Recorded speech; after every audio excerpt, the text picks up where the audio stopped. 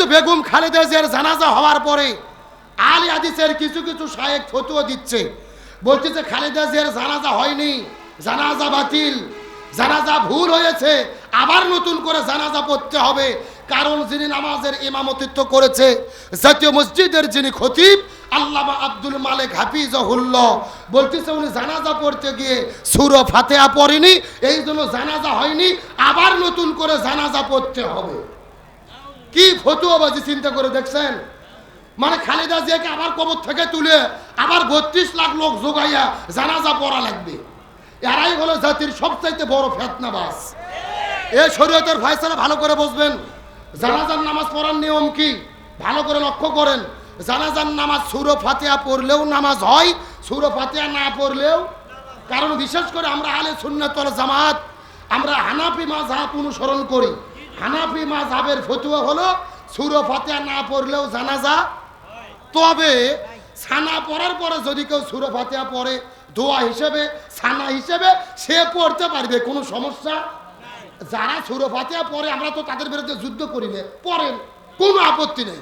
আবার যারা পড়ে না তাদের নামাজও হবে। এখন বাংলাদেশে এত বড় জানাজা হলো, আপনারা নতুন করে ফতোয়া দিয়ে জাতিতে বিশৃঙ্খলা করার চেষ্টা করতেছেন। নিঃসন্দেহে এগুলো বিশৃঙ্খলা ছাড়া কিছু হতে পারে না। এই শায়েখ মুজফফর বিন মুহসিনকে আমরা 1 বছর আগে দেখেছিলাম, একটা মাহফিলে গিয়ে 5 কল্লি টুপি খুলে একেবারে ছিঁড়ে ফেলছিল। এই যুগ ছেলেবেলা দেখোনি? তার মানে বোঝা গেল এদের কাজই হলো জমিনের ভেতরে ফিতনা ছড়ানো আর হিংসা ছড়ানো। এই জন্য বলতে চাই ফতোয়াবাজি বাদ দেন। বাংলাদেশের সাধারণ মানুষেরা হুজুরদেরকে দেখতে পারে না এই এক কারণে। এই হুজুর ওই হুজুরের বিরুদ্ধে ফতোয়া, ওই হুজুর ওই হুজুরের বিরুদ্ধে ফতোয়া। আজকে বাংলাদেশের এত বড় জানাজা হলো, তার মানে ওদের অন্তরে জ্বলতিছে আমাদের ডাকা হলো না কেন? যেই আল্লামা আব্দুল মালেক হাফিজাহুল্লাহ এত বড় ব্যক্তি, জাতীয় মসজিদের খতিব ভাই, অথচ সিরা জুতো পরে তিনি নামাজের ইমামতিত্ব করতে এসেছে। আল্লাহু আকবার বলবেন না? উপমহাদেশের অন্যতম একজন আলেম, শ্রেষ্ঠ হাদিস বিশারদ, নিজে কিতাব লিখেছে 15 থেকে 20টি। এই মানুষের ভুল ধরতেছেন। আপনার মতো শায়েখ তাদের ছাত্র হওয়ার যোগ্যতা নাই, আর ফতোয়াবাজি করে ভেজাল সৃষ্টি করতেছেন। দয়া করে বলতে চাই ভাই, শরীয়তের জিনিস মত পার্থক্য আছে, আপনারা আপনাদের মতো মানেন, আমরা আমাদের মতো মানি। তবে দয়া করে ফতোয়া দিয়ে জাতির ভেতরে বিভেদ তৈরির চেষ্টা করবেন না। গত 16 বছরে এই শায়েখেরা স্বৈরাচার হাসিনা আলেমদের জেলেবন্দি করেছে, ফাঁসির দড়িতে ঝুলিয়েছে, তারপরে শাপলার চত্বরে আলেমদের হত্যা করেছে। এই শায়েখদেরকে আমরা ফতোয়াবাজি করতে দেখিনি। ও, তোমাদের কাছে হাসিনাই ভালো ছিল, তাদেরকে তেল মেরে জীবন চলছো, আর নতুন করে শান্তিময় দেশে বিশৃঙ্খলা করতে চাও। এগুলো ফতোয়া দিয়ে জাতির ভেতরে পার্থক্য করা যাবে না। আমরা ঐক্যবদ্ধ আছি, ইসলামী দলগুলো ঐক্যবদ্ধ হয়েছে। আগামীর বাংলাদেশ হবে কোরআনের বাংলাদেশ, আগামীর বাংলাদেশ হবে ইসলামের বাংলাদেশ, আগামীর বাংলাদেশ হবে দাড়ি টুপিওয়ালাদের বাংলাদেশ। বিশেষ করে ডাকসু জাকসু চাকসু রাকসুতে ইসলামপন্থীদের যে বিজয়ের ঘণ্টা শুরু হয়েছে, আগামীতে পার্লামেন্টে কোরআন বিজয়ের মাধ্যমে আমাদের প্রকৃত বিজয় হবে ইনশাআল্লাহ।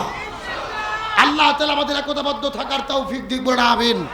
আসেন, আলোচনা শুরু করেছিলাম ইবাদত কত প্রকার, আরো জোরে বলেন। ব্যক্তিগত ইবাদত, পারিবারিক ইবাদত, সামাজিক ইবাদত। তাহলে সামাজিক ইবাদতের গুরুত্ব আছে না নাই? আমার বন্ধুগণ, মুসলমান ভাইরা গভীর মনোযোগ লক্ষ্য করুন। কোন দিকে নজর নাই, কোন দিকে তাকাতাকি নাই। এই যে হযরত আব্দুল্লাহ ইবনে মুবারক এই দুনিয়ার মধ্য থেকে আল্লাহর কাছে সম্মানিত হওয়ার পরে আব্দুল্লাহ ইবনে মুবারক এই দুনিয়া থেকে যেদিন বিদায় নিয়ে চলে গেলেন, তার মৃত্যুর পরে লক্ষ লক্ষ মানুষেরা তার জানাজার নামাজ পড়ার জন্য তার লাশের কাছে চলে এসেছে, কান্না করে করে দোয়া করা শুরু করেছে।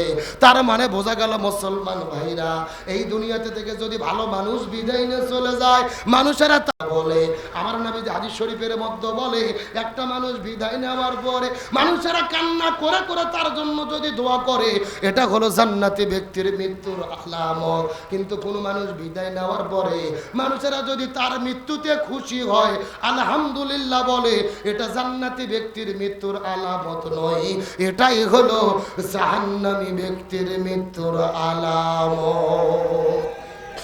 এই জন্য একজন কবি বলেছেন, যেদিন তুমি এসেছিলে ভবে কেঁদেছিলে তুমি, হেসেছিল ভুবন, এমন জীবন তুমি করিবে গঠন, মরণে হাসিবে তুমি, কাঁদিবে ভুবন। এই জন্য হযরত আব্দুল্লাহ ইবনে মুবারক বিদায় নিয়ে চলে গেলেন। মানুষেরা কান্না করে করে তার জন্য দোয়া করলেন। জানাজা হয়ে গেল, তার লাশটাকে কবরের মধ্যে দাফন করে দেওয়া হলো। কিন্তু রাতের বেলা আব্দুল্লাহ ইবনে মুবারকের বন্ধু স্বপ্নের মধ্যে লক্ষ্য করে দেখতে পারে আব্দুল্লাহ ইবনে মুবারক ওই জান্নাতের মধ্যে তিনি ঘুরে বেড়াইতেছে। তিনি জান্নাতের বাগানের মধ্যে ঘুরে বেড়াচ্ছেন, কিন্তু তার বন্ধুটা লক্ষ্য করে দেখতে পারলেন আব্দুল্লাহ ইবনে মুবারকের মনটা বড় খারাপ, মনটা বড় বেজারা, মনের মধ্যে কোনো হাসি খুশি নাই। এই বন্ধু জিজ্ঞেস করে বলেন, বন্ধু তুমি তো জান্নাতের বাগানের মধ্যে ঘুরে বেড়াইতেছ, কিন্তু তোমার মনটা বেজার হওয়ার কারণটা কি? আব্দুল্লাহ ইবনে মুবারক ডাক দিয়ে বলে, বন্ধু রে, আমার মনটা খারাপ হওয়ার কারণ হলো আমি যেই দিন মারা গিয়েছি আমার গ্রামের ভেতরে আমার বাড়ির পাশে একটা কামারের বসবাস ছিল, ওই কামারটাও একই দিনে মারা গেছে, একই সাথে দাফন কাফন হলো। এই দুনিয়ার থেকে বিদায় নিয়ে জান্নাতের মধ্যে আসার পরে লক্ষ্য করে দেখি আল্লাহ আমাকেও জান্নাত দান করেছে, ওই কামারটাকেও জান্নাত দান করেছে। কিন্তু আমি লক্ষ্য করে দেখতে পারি আল্লাহ আমাকে যত বড় জান্নাত দান করেছে তার চাইতে ডবল বড় জান্নাত আল্লাহ ওই কামারটাকে দান করেছে। আব্দুল্লাহ ইবনে মুবারক যত বড় জান্নাত পাইছে তার চাইতে ডবল বড় জান্নাত পাইছে কে? আচ্ছা, আপনাকে কামারক শোনেন না? ওই লোহা গলাইয়া যারা দা বটি তরোয়াল তৈরি করে, এ গভীর মনোযোগ ভালো করে বোঝার চেষ্টা করবেন। আব্দুল্লাহ ইবনে মুবারকের বন্ধুর ঘুম ভেঙে গেল। স্বপ্ন ভেঙে যাওয়ার পরে বাড়ি থেকে বের হয়ে দৌড়াইতে দৌড়াইতে তিনি চলে গেলেন আব্দুল্লাহ ইবনে মুবারকের বাড়ির কাছে। বাড়ির কাছে যাওয়ার পরে লক্ষ্য করে দেখে বাড়ির কাছে কামারের বাড়ি। ওই বাড়িতে গেলেন তদন্ত করার জন্য। যাওয়ার পরে লক্ষ্য করে দেখে বাড়ির মধ্যে তেমন কোনো লোক খুঁজে পাওয়া যায় না, কিন্তু কামারের একটা স্ত্রী আছে। স্ত্রীকে ডাকতে বলে, চাচি আপনার কাছে জানতে চাই, আপনার স্বামী দুনিয়া থেকে বিদায় নিয়ে চলে গেল, কিন্তু আব্দুল্লাহ ইবনে মুবারকের চাইতে ডবল বড় জান্নাত আল্লাহ তাআলা তাকে দান করলেন। আপনার স্বামী দুনিয়ায় কি এমন আমল করলো, কি এমন ভালো কাজ করলো, আপনার কাছে জানতে চাই, বলেন তো। এমন সময় কামারের স্ত্রী ডাক দেয় বলে, হুজুর মিথ্যা কথা বলবো না, আমার স্বামীটা ছিল খুবই গরিব মানুষ, দিন আনে দিন খায়, কাজ করে খায়, কাজ করলে খাবার পায় না, কাজ করলে খাইতে পারে না, কিন্তু আমার স্বামীর ভেতরে আমি তেমন কোনো আমল দেখি নাই, তবে মাঝে মধ্যে তার ভেতরে দুইটা আমল আমি লক্ষ্য করে দেখেছি। চিৎকার করে বলেন তো দেখি কয়টা? আরো জোরে বলেন। কোন দুইটা কারণে? সাধারণ একটা কামার আব্দুল্লাহ ইবনে মুবারকের চাইতে জগৎ বিখ্যাত আলেম, তার চাইতে বড় জান্নাত পাইলো, জানার দরকার আছে না নাই? আলোচনা কি চলবে? কষ্ট হচ্ছে না তো আপনাদের? তাহলে চিৎকার করে বলেন, ইবাদত কয় প্রকার? আরো জোরে বলেন। ব্যক্তিগত ইবাদত, পারিবারিক ইবাদত, সামাজিক ইবাদত, আর 4 নম্বর হলেন রাজনৈতিক ইবাদত। জোরে বলেন, কি ইবাদত? এই ওয়াজ করতে গেলে যত ভেজাল। অনেকের ধারণা হুজুর রাজনীতির ভেতরে আবার ইবাদত ঢুকলো কেমনে? মানে এদের চিন্তা ভাবনা রাজনীতি আলাদা, ধর্ম আলাদা, ইসলাম আলাদা, দেশ আলাদা। এটা সম্পূর্ণ নাস্তিকদের বিশ্বাস। এ চিৎকার করে বলেন, কোরআনে সবকিছু আছে না নাই? আল্লাহ বলছেন, ইন্না আনজালনা ইলাইকাল কিতাবা বিল হাক্কি লিতাহকুমা বাইনান নাস বিমা আরাকাল্লাহ। এই কোরআনের ভেতরে আমি সব কিছু দিয়েছি, ব্যক্তি, পরিবার, সমাজ, রাষ্ট্র, রান্নাঘর থেকে শুরু করে সংসদ ভবন পর্যন্ত যা কিছু লাগবে লিকুল্লি তিবিয়ানান, আমি এই কোরআনের ভেতরে লিপিবদ্ধ করে দিয়েছি। চিৎকার করে বলেন আল্লাহু আকবার। তার মানে বোঝা গেল সব সমস্যার সমাধান দিতে পারে আল কোরআন।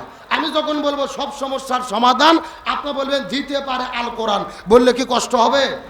সব সমস্যার সমাধান, সব সমস্যার সমাধান কোরআন আছে যেখানে, আলেম ওলামা যেখানে, তাহলে সব সমস্যার সমাধান কোরআনে আছে না নাই? কিন্তু কিছু কিছু নেতা বক্তব্য দিচ্ছে যে কোরআনের সাথে রাজনীতির কোনো সম্পর্ক নাই। নাউজুবিল্লাহ বলেন। যারা বলে কোরআনের সাথে রাজনীতির কোনো সম্পর্ক নাই, আমি মনে করি এদের সাথে কোরআনের কোনো সম্পর্ক নাই। আবার অনেকে বলতেছে আমরা শরিয়া আইনে বিশ্বাস করি না। নাউজুবিল্লাহ কোন? আচ্ছা বলেন তো শরিয়া আইন মানে কিসের আইন? আরো ধরে বলেন।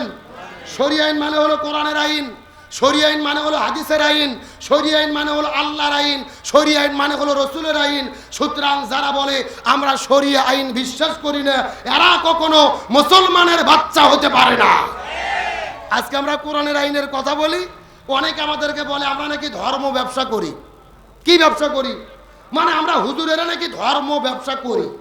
এদেরকে বলতেছে আমরা ধর্ম ব্যবসা করি না। ধর্ম ব্যবসা তারাই করে যারা ভোটের আগে নিজেদের খোলস পরিবর্তন করে। মানে সারা বছর মাথার টুপি নেই, নির্বাচনের আগে টুপি ছাড়ে না। পাঞ্জাবি, মুখের মধ্যে খোসা খোসা দাড়ি, আসর নামাজ পড়ে 4 বার। এ কথা বল না কে? ভালো করে বোঝেন। ভোটের আগে যারা সেজনাল মুসল্লি হয়, মাথার টুপি দেয়, পাঞ্জাবি পরে, নির্বাচন চলে গেলে টুপিও ছাড়ে, পাঞ্জাবিও ছাড়ে, নামাজও ছাড়ে, এরাই হলো সবচাইতে বড় ধর্ম ব্যবসায়ী। আমরা আলেমেরা ধর্ম ব্যবসা করি না, ওরাই প্রকৃত ধর্ম ব্যবসায়ী। ভালো করে বোঝেন। তাহলে কোরআনের সব সমস্যার সমাধান আছে না নাই? আচ্ছা বলেন তো এই বাংলাদেশে ভণ্ড পীর আছে না নাই? ভালো করে বোঝেন। আমি হক্কানি পীরের বিরুদ্ধে কোনো বক্তব্য দিইনি। বর্তমানে বাংলাদেশে 48,000 পীর। কয় হাজার? যেই রকম পীর ওই রকম তরিকা, ওই রকম জিকির আছে না নাই? আমি কি দু একটা বলবো? আল্লাহর ওলি খাজা বাবা, বিশ্বের ওলি খাজা বাবা, ফরিদপুরের কেবলা জান, তোমার জন্য কান্দে বাবা লক্ষ জাকের। এ কথা কোন? দুই কান্দর দুই ফেরেশতা আছে না নাই? দুই ফেরেশতা কলম বার করে শুধু দাঁত দিয়ে কামড়াচ্ছে। আল্লাহ বলছে কে ফেরেশতা কলম দাঁত দিয়ে কামড়াও কেন? ফেরেশতা বলতেছে আল্লাহ আমরা তো বুঝবে পারিনি, লিখবো কি? কে রে কোরআন হাদিসের মধ্যে হোকাহুকি কোতাকুতি কোন জিকির আছে? হাদিসে এসেছে জিকিরের সহি শব্দ হলো 4টি। জোরে বলেন কয়টি? সুবহানাল্লাহ, আলহামদুলিল্লাহ, লা ইলাহা ইল্লাল্লাহ, আল্লাহু আকবার। এই 4টা শব্দ ছাড়া সহি কোন জিকির। অথচ বাংলাদেশে জিকির চলে বসেন বইসে যান। আছে না নাই? তাহিরিকে চেনেন না? ময়না আবার নির্বাচনে দাঁড়াইছে মোমবাতি নিয়ে। কি বাতি? মোমবাতি মার্কা নিয়ে তাহিরি নির্বাচন করতেছে। এর আগেও দাঁড়াইছিল কিন্তু ডাব মার্কা, মানে জনগণ ভোট দেয়নি, ডাব কাটে মাথার ঢালছে। আর এইবার মোমবাতি জ্বালাইছে, ঝড় ওঠার আগে যেন নিভে যায়। এ ভালো করে বোঝেন। আলেম ওলামা ভোট করা লক্ষণ ভালো, কারণ রাসূলের সুন্নাত হলো যিনি মসজিদের ইমাম হবে তাকেই সমাজের ইমাম হতে হবে। তাইরি এমপি হোক আমাদের তো ভালো কথা, তিনি সংসদে গিয়ে কোরআনের কথা বলবে। তবে আমার কথা হলো সব হুজুর এক জায়গাতে হলো, তুমি একা একা মোমবাতি নিয়ে দৌড়চ্ছ কেন? কথা কর না কে? তার মানে বোঝা গেল সব হুজুর এক জায়গাতে হয়, ওই এক জায়গাতে হয় না। এটাই হলো জাতির চূড়ান্ত ফিতনা। আল্লাহ তাআলা জাতিকে হেফাজত করুক, বলে আমিন। আসেন যে কথা বুঝতে যাচ্ছিলাম, এই বাংলাদেশে এই যে জিকিরের নামে ভণ্ডামি যারা করতেছে, এদের কি কোনো বিপদ বাংলাদেশে আছে? কথা কয় না, কোনো বিপদ নাই। আচ্ছা বলেন তো বাংলাদেশে নামাজ পড়লে কি বিপদ হয়? হজ করলে বিপদ হয়, যাকাত দিলে বিপদ হয়, একটা মাত্র ইবাদত করলে বিপদ হয়। আপনাকে বলতে পারবেন ওই ইবাদতের নাম কি? ভালো করে বোঝার চেষ্টা করেন। এই দেশে নামাজ পড়লে বিপদ হয় না, হজ করলে বিপদ হয় না, যাকাত দিলে বিপদ হয় না, জিকির করলে বিপদ হয় না। এই সমাজের ভেতরে তারাই বিপদের মধ্যে পড়েছে যারা জমিনের ভেতরে কোরআন বিজয়ের আন্দোলন করেছে। আর এটাকেই রাজনৈতিক ইবাদত বলা হয়।